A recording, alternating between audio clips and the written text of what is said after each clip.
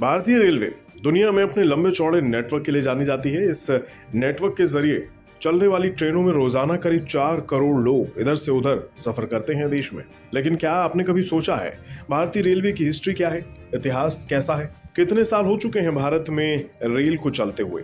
शायद आपने कभी दिमाग पर इतना जोर दिया नहीं होगा, लेकिन विश्वास मानिए भारतीय रेलवे अपने साथ काफी दिलचस्प इतिहास समेटे हुए है। इसलिए आज हम आपको भारतीय रेलवे की सबसे पुरानी ट्रेन के बारे में बताने जा रहे हैं, जिसे अब चलते हुए 157 साल पूरे हो चुके हैं।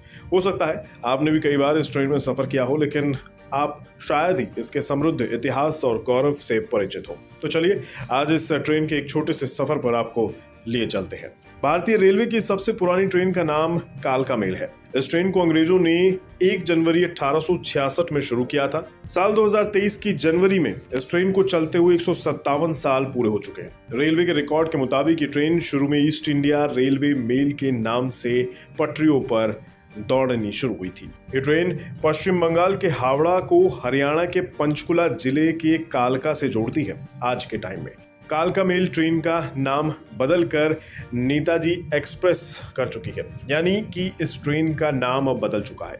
इस ट्रेन यानी कालका मेल को शुरू करने के पीछे भी एक खास वजह रही थी। असल में भारत पर कब्जा जमा चुके अंग्रेजों ने उस वक्त अपनी राजधानी कोलकाता को बना रखा था, लेकिन वहां गर्मियां काफी पड़ती थीं और उनको गर्मियां रास नहीं आती थी। और इन गर्मियों से बचने के लिए अंग्रेजों ने शिमला को अपनी ग्रीष्मकालीन यानी गर्मियों से बचाने वाली राजधानी बना लिया था और कोलकाता से शिमला जाने तक के लिए उन्होंने इस ट्रेन की शुरुआत की थी। आपको बता दें, शिमला में जो स्टेशन है वो इस लाइन का पहला स्टेशन भी है।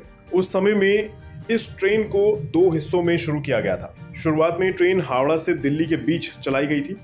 इसके बाद साल 1891 में दिल्ली से कालका तक रेल लाइन का निर्माण करके इसे आगे बढ़ा दिया गया।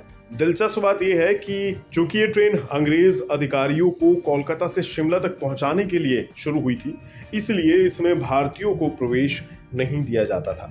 वैसे कालका मेल ट्रेन का मूल जो नाम रहा है वो ईस्ट इंडिया रेलवे मेल था और जाहिर सी बात है इसका ऑपरेशन यानी इसको चलाने का काम ईस्ट इंडिया रेलवे कंपनी ही किया करती थी। इस ट्रेन के जरिए वॉइसरॉय समेत तमाम अंग्रेज अधिकारी गर्मियों में अपनी राजधानी कोलकाता से शिमला में शिफ्ट कर लेते थे और सर्दियां शुरू होते ही इसी ट्रेन से वॉइसरॉय वापस कोलकाता पहुंच जाते थे। इस ट्रेन का नेताजी सुभाष चंद्र बोस से भी गहरा नाता बताया जाता है। कहते हैं 18 फरवरी 1941 को नेताजी सुभाष चंद्र बोस अंग्रेजों की आंखों में धूल झोंककर इसी ट्रेन के जरिए गायब हो गए थे। वो दिन है और आज का दिन है। नेताजी का कोई अता पता नहीं, कोई उन्हें ढूंढ नहीं पाया। तो उम्मीद है आपको इस ट्रेन का इतिहास जानकर, सुनकर, देखकर मजा आया होगा।